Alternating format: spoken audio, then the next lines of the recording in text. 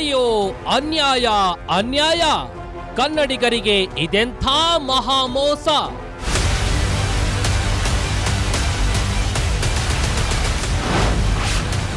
ರಾಜ್ಯದ 26 ಸ್ಟಾರ್ ಹೋಟೆಲ್ಗಳ ಬಂಡವಾಳ ಬಟಾ ಬಯಲು.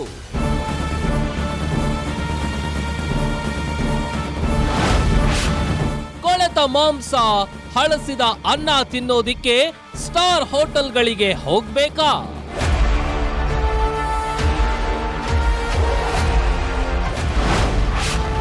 ಫುಟ್ಪಾತ್ ಹೋಟೆಲ್ಗಳಿಗಿಂತ ಕಡೆಯಾದುವ ಸ್ಟಾರ್ ಹೋಟೆಲ್ಗಳು.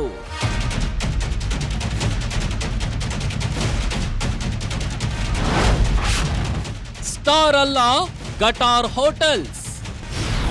ವೀಕ್ಷಿಸಿ ಗ್ಯಾರಂಟಿ ಸ್ಪೆಷಲ್ ರಾತ್ರಿ 9:30ಕ್ಕೆ.